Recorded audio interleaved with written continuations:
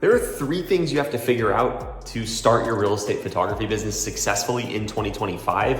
And I want to help you map out that plan for yourself so you can finally get your business launched if that's something you've been wanting to do. So here are the three parts of the plan. You need to look if your market is going to be right for real estate photography, meaning is there actually a market for this in your area? Because just a quick hint, there's not everywhere. I mean, some markets are easier than others, and there's some markets where it's just not even possible. And so that's the first thing. The second thing is learning actually how to shoot real estate, like to get the skill of real estate media. That means you have to learn photos, videos, 3D tours, and there are some hard ways to do that and some easy ways, and I'll talk about that. And then number three, the most important thing in my opinion is how to get clients, because you can be the best real estate photographer in the world and work and live in an absolutely great market, but if you don't have any clients, you don't have a business. There's a phrase I really like, which is without clients, there is no company. And so that's what I want to cover on this video, diving straight in with number one. Is there a market for this in your area? This is where I recommend everybody start, because if you're not in an area where there's a market for it, you have two options. One, you cannot do this, or number two, you can move to an area where there is. But again, if there's not a market in your area, it doesn't matter how good of a real estate photographer you are or how good you are at getting clients if there's literally no clients in your area. So here's the exercise, and I would encourage you to write down these three things. So number one is, figure out if there's a market in your area. Under that, I want you to take some notes about how to do that. So what you're gonna do is you're gonna look up the population in a surrounding 60-mile radius from where you live. That's about the service radius that most real estate photographers will work in. Now, it doesn't mean you're driving 60 miles for every shoot, right? Like most of the shoots are gonna be pretty close to you, but that's just like the general radius. We wanna see the population. And you want that to be above 50,000 people. So if it's above 50,000 people, you don't even really need to do any more research in your market. If it's close to that 50,000 number or below it, you wanna go to step two.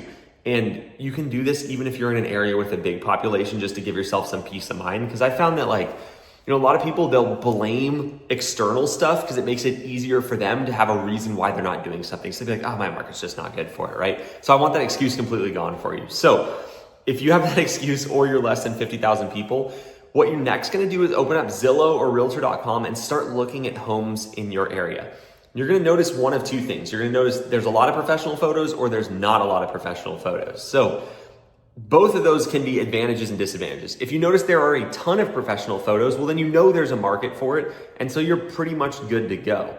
And number two, if you don't see any professional photos, that means one of two things. It either means there's not enough houses for sale in your area because your population's so low that there's just not really anything for sale. That one can be hard to start a real estate media business with. Or number two, and this is actually a big opportunity, if there's no real estate photographers that are professional in your area, all you have to do is become the first one and start getting some agents to use you, and the rest of the agents will follow.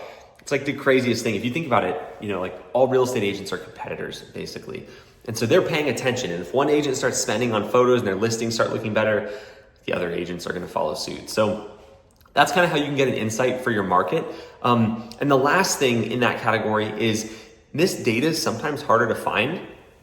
You can find the number of homes sold in your area and multiply that by the average order value that you'll get, which will be, just call it $250 to be really conservative. Like if it's higher than that, awesome, but $250 is kind of the lowest it will be. So let's say it says there's 1,000 homes that sold in the last, or that listed in the last month in your area. You multiply that by $250 per shoot, and that's $250,000 in potential real estate media revenue in your area over the last month. Now, just because there's $250,000 in potential media does not mean you're gonna get that. Some agents are not gonna have the homes professionally shot. Some agents are gonna use another photographer, but it just gives you a baseline idea for your market and if this is gonna work in your area. And so if you want help with that specifically, you can grab a call to chat with my team below. That's like the first thing we do when we talk with people, is make sure that their area is somewhere this is actually gonna work, because we don't wanna waste your time if it's not gonna work, right? And so that's number one, you have to look up your market. Okay, the second thing you have to learn how to do is get the actual skill of real estate photography. And here's the mistake people make with that. Some of this is self-inflicted, like excuses you give yourself, but some of it's like what the industry will tell you. Here's the truth. It doesn't take very long to learn to be a great real estate photographer. And anybody who does and tells you need, hundreds of houses of experience and you have to learn how to use your camera really well and just become like this great photographer, they're just misleading you, or they're wrong. depending on where they're coming from. And so here's how I know that to be true. At my photography business, Norman and Young, we hire photographers to do the shoots, and we can train those photographers in 2 to 3 weeks, depending on how quick they are to learn stuff. And most of those photographers don't have photo experience before working for us. We actually look for people who are just awesome to work with, great attitude, they're customer service oriented, they know how to treat people right. So we hire those people, a lot of servers and bartenders and students, and people that come from a customer service industry or come from a customer service background. They just have that ability to talk to people. And then we train them the photos. So even with never having pressed the shutter button on a camera, we can teach them in 2 to 3 weeks. So that's kind of what I want your timeline to be at the very longest, right? And that's training them everything, photos, videos, 3D tours, every product we offer. You can start with just photos. And so don't think it's like this long drawn out process. I have a ton of videos on my channel that show the exact workflow we use at my photography business. So just go watch one of those and go do a practice shoot. You can get really cheap gear. Like, don't let this second stage, learning how to shoot real estate, be something where it allows you to push it out into the future. So a lot of people be like, oh, I'm still practicing, or I'm still trying to get a portfolio. All of that is just you pushing back what you want to happen, which is to start your real estate photography business. So check your market a little bit. We talked about how to learn to shoot real estate and how long it should take. Go, spam watch the videos on my channel, be a sponge, soak that all up is my advice for learning how to do that. And then the third thing, and I'd say it's the most important, because again, without clients, you don't have a company, is learning how to get clients so you can actually start shooting real estate. So here's the not so secret, right? The fastest way to do this is to offer a free first shoot. Every industry has learned that a lead magnet, a free sample, something like that is a really good way to get business, right? Because it does a couple of things. When you offer a free first shoot, it takes the client's risk down, meaning they still have risk because you're still going to be working, in front of their clients. You're still doing the shoot. You're going into someone's house, but they're not having the financial risk of having to pay you and then it not be good.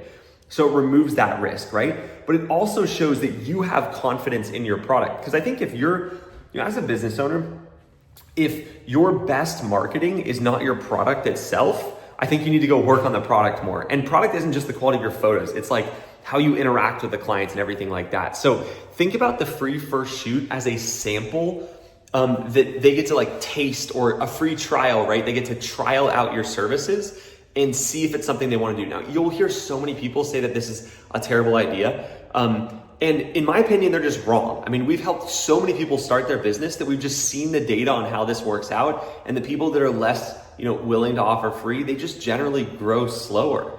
Not saying that you can't grow a business by not offering free, but if speed is really important to you, it's a great idea. And, some of the bigger businesses that we get to work with, 70, 100K months that are growing really fast, they are the biggest believers of free that you'll find out there. And so what I always encourage people to do is model the businesses they want to be like, and model the businesses that are super successful and did so quickly. If someone's been a real estate photographer for 20 years and they have a big business, that's not that impressive, right? It's not something I'm not taking a jab at them, but you don't want to take advice from someone that took forever to grow if you want speed. Now, that's something you always want to keep in mind with every category of your business. Take advice from people who have the things you want. When I was growing my business, I got so much accidental bad advice, and I just listened to people that didn't have the business I want, or they had completely different goals. Nothing, they weren't trying to deceive me. It was, and a lot of times they didn't even know who I was. I was just watching and learning from them, but I was like, dang, it didn't match up with what I actually wanted from my business. And so those are my 3 tips. I like to film videos on my phone like this and keep it really simple, because that's something I believe in, is just keeping things simple, breaking down the 3 things, the 5 things, whatever it is to achieve something, and working on that, right? So go check your market. Here's my takeaways. Go check your market, make sure it's going to work in your area. Number 2 is learn how to actually shoot real estate. Tons of videos on my channel, so go check those out. And then 3 is put in the time to actually start getting some clients, because that's where the real learning and experience comes from. And if you want help, if you want the cheat code, click the link below and book a call to talk with my team about our launch program. It's our entry-level program, and our goal is to get people launched into real estate photography and build their business to a minimum of 5K a month during that program. And we come behind you with a ton of support. We make sure your market's right, starting from the very first call, everything like that. So grab a time to talk with my team, and look forward to seeing you inside.